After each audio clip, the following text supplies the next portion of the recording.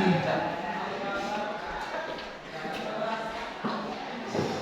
bismillahirrahmanirrahim. Assalamualaikum warahmatullahi taala wabarakatuh. Waalaikumsalam warahmatullahi wabarakatuh. Kaifa halukum?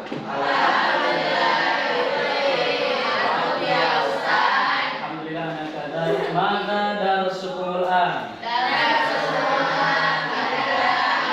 Darsunakan tidak? Baik, bismillah, alhamdulillah, wala haula wala quwwata illa billah. Allahumma shalli ala Muhammad wa ala ali Muhammad, amma ba'du. Alhamdulillah, puji syukur hari ini kita masih bisa melaksanakan kegiatan seperti biasanya, yaitu kegiatan belajar mengajar, khususnya mata pelajaran Al-Quran. Mungkin hari ini insya Allah kita akan belajar tidak seperti biasanya, karena mungkin hari ini adalah supervisi juga ya.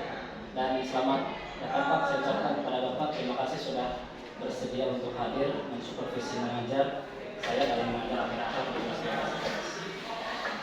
Baiklah anak-anak semua, insya Allah hari ini kita akan melanjutkan materi yang sebelumnya mungkin kita sudah sampaikan. Materi kali ini insya Allah materi yang berkaitan sekali dengan kehidupan kita.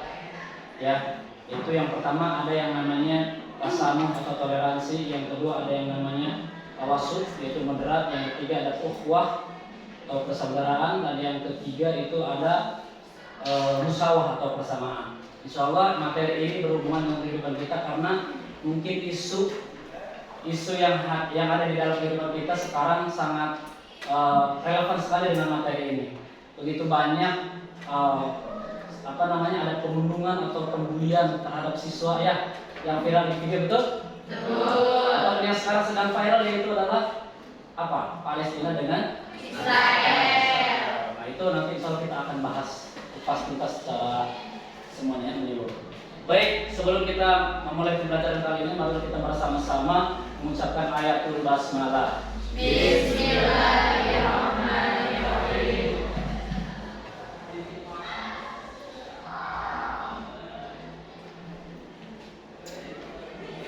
Oke ya. Yang pertama di sini ada yang namanya tasamuh atau toleransi. Secara bahasa, tasamuh itu artinya tenggang rasa. Secara terminologi, tasamuh artinya saling menghormati dan menghargai antar sesama manusia tanpa melanggar batasan-batasan yang telah digariskan dalam Islam. Dalilnya bismillahirrahmanirrahim. Ya ayyuhan nasu inna khalaqnakum min dzakarin wa untha wa ja'alnakum syu'uban wa qabaila lita'arafu. Inna akramakum 'indallahi atqakum. Innallaha 'alimun khabir. Yang berarti wahai manusia, sungguh kami menciptakan kamu dari seorang laki-laki dan perempuan, kemudian kami jadikan kamu berbangsa-bangsa dan bersuku-suku agar kamu saling mengenal. Sungguh yang paling mulia di antara kamu di sisi Allah ialah orang yang paling bertakwa. Sungguh Allah Maha Mulia, Maha Teliti.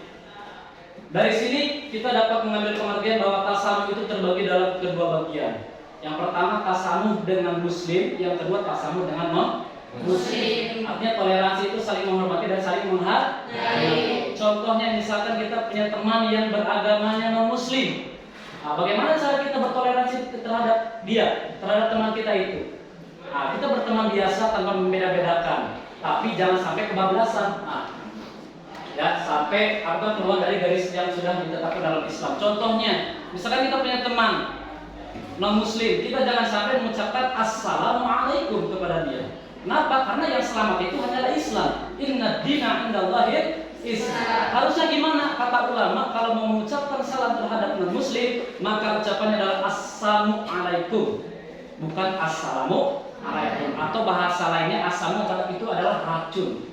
Tapi kalau khawatir teman kamu itu mengerti bahasa Arab, maka kamu cari aman saja. Khawatir dia mengerti ketika diucapkan assalamualaikum, maka dia nanti tersinggung, maka ucapkan yang aman-aman saja. Contoh, misalkan kalau siang ya selamat siang, kalau pagi selamat pagi, kalau malam selamat.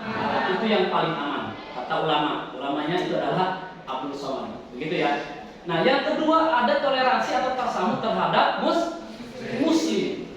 Ini yang paling penting. Kenapa? Karena kita tidak boleh yang namanya membedakan manusia yang lainnya, apalagi satu bangsa, satu negara, satu sesama muslim.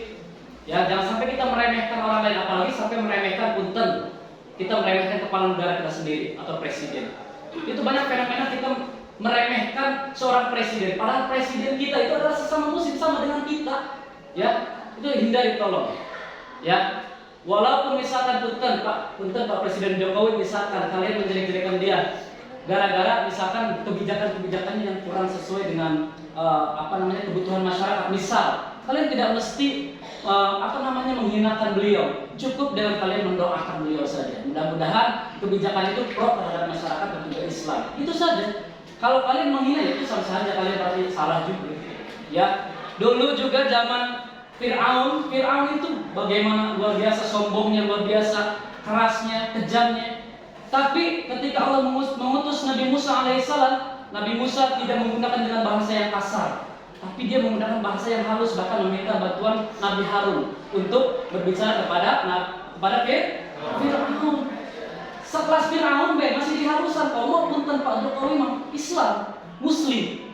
Kebanyakan kalian yang tidak tahu apa-apa, lihat dari status atau Facebook segala macam, itu bisa jadi hoax ya. Kalian jangan sampai berasumsi hanya sekali langsung ditelan mentah-mentah. Jangan sampai ya. Cukup doakan saja yang terbaik. Nah, itu tentang pesan.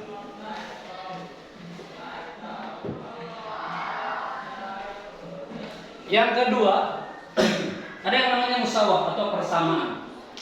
Secara bahasa musawah artinya sama, persamaan yang mempersamakan, tidak kurang dan tidak lebih. Secara istilahnya musawah artinya persamaan atau kesetaraan seluruh manusia di dalam hak dan kewajibannya. Dalilnya mana? Ini ada hadis Nabi Muhammad, yaitu yang berbunyi, sesungguhnya Allah tidak memandang kepada rupa dan harta kalian, akan tetapi Dia memandang kepada hati kamu dan amal kalian. Nah, ini adalah dalil yang berhubungan dengan kalian jangan sampai membuli. Kenapa kalian bisa terjadi membuli? Karena mungkin ada perbedaan. Kalian merasa lebih sempurna dibanding teman kalian yang kalian bully itu ada yang memiliki banyak kekurangan. Contoh, misalkan kita kulitnya agak putih, melihat teman kita yang kulitnya kurang putih sehingga kita membuli dia. Kita merasa kaya sehingga kita membuli dia yang miskin. Nah, itu terjadi pembulian karena kita merasa lebih daripada dia. Nah, tolong dihindari seperti itu. Ya, pembulian. Karena kita pada dasarnya sama, kewajiban hak kita sama di sini untuk belajar juga. Ya, apalagi dalam Islam juga ada persamaan antara laki-laki dan perempuan itu, yaitu bunyinya fardhatun 'ala kulli muslimin wa muslimatun. Thalabul ilmi fardhatun 'ala kulli muslimin wa muslimatun. Jadi kewajiban bagi laki-laki dan perempuan untuk menuntut ilmu. Jadi tidak ada perbedaan. Laki-laki silahkan menuntut ilmu berkarir, perempuan silahkan menuntut ilmu berkarir selama dalam batas-batas syar'i. Gitu ya. Jangan sampai kalian misalkan ingin berkarir tapi berkarirnya yang tidak baik atau hampir menyerupai dengan laki-laki. Contoh misalkan kalian perempuan ngojek misalkan. Bukan berarti tidak boleh mencari nafkahnya ya. Hanya saja tidak pantas kalau perempuan ngojek terus yang dibotinya adalah laki-laki. Mungkin sah-sah saja kalau yang dibotinya adalah perempuan juga. Begitu ya. Itu tentang persamaan. Berikutnya, ini tawasud. Ini materi yang luar biasa nih. Tawasud atau moderat adalah berada di tengah-tengah, tidak condong ke kiri atau condong ke kanan. Lawan dari tawasud adalah tatawuf, yaitu berlebihan atau melewati batas ekstrim. Dalilnya, Bismillahirrahmanirrahim. Wa kadzalika ja'alnakum ummatan wasatan litakunu syuhada'a 'alan nasi wa yakuna rasul 'alaikum syahida. Dan demikian pula kami telah menjadikan kamu umat Islam, umat pertengahan, agar kamu menjadi saksi atas perbuatan manusia dan agar Rasul Muhammad menjadi saksi atas perbuatan kami. Nah, dari sini kita jangan sampai yang namanya menjadi orang yang ekstrim atau ekstremisme, berlebihan dalam agama. Begitu banyak yang kita saksikan, mungkin ada yang merasa keturunan Rasul atau Habib. Habib itu yang seperti apa? Habib itu yang dicintai, bukan Habib yang keras hati, gitu ya. Artinya di sini tidak ada perbedaan. Kita harus moderat, tidak boleh merasa misalkan mentang-mentang kita NU melihat saudara kita, teman kita yang di luar NU, misalkan Muhammadiyah atau Persis. Nah, cara ibadahnya kan pasti berbeda. Nah, di situ jangan sampai kita merasa, kita yang paling benar nih, kita yang paling benar, merasa kita yang akan masuk surga. Padahal tidak seperti itu. Ya. Terus misalkan kita contohkan dengan hal yang lain. Misalkan tetangga kita memilih partai ini, sedangkan keluarga kita memilih partai ini, sehingga hanya berbeda partai kalian ribut. Gara-gara orang tua sukanya partai ini, itu sukanya partai itu, kita membenarkan. Misalkan contoh katakanlah PKS misalkan, PKS mah partai Islam. Di sana misalkan partai PDI mah kebanyakan non-muslim misalkan. Mentang-mentang orang tua kita memilih PKS sehingga kita juga ikut PKS dan membenci mereka yang memilih bukan partai kita sendiri. Itu kan banyaknya, apalagi sekarang tahun politik. Itu banyak seperti itu.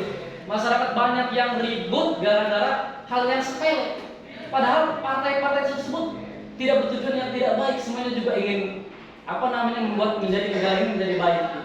Mengusungkan presidennya siapa? Untuk siapa? Untuk kita semua.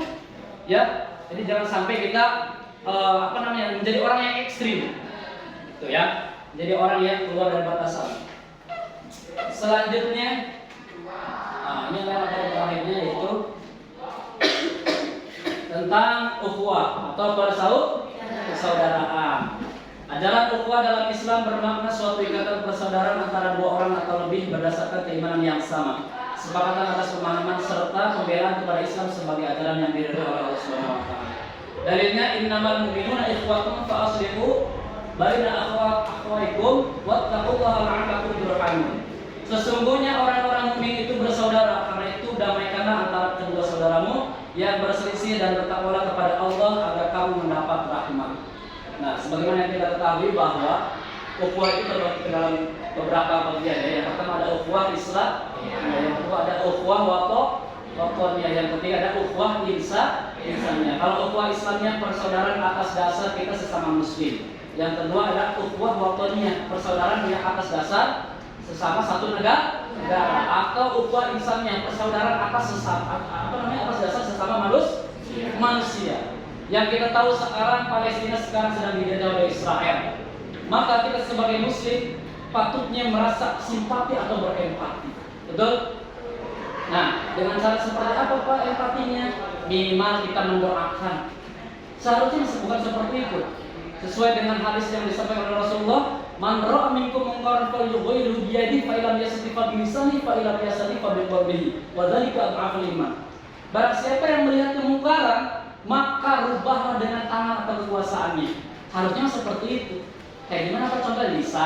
Misalnya WB Pak, izin Pak, WB mau dispen selalu seminggu. Mau kemana WB?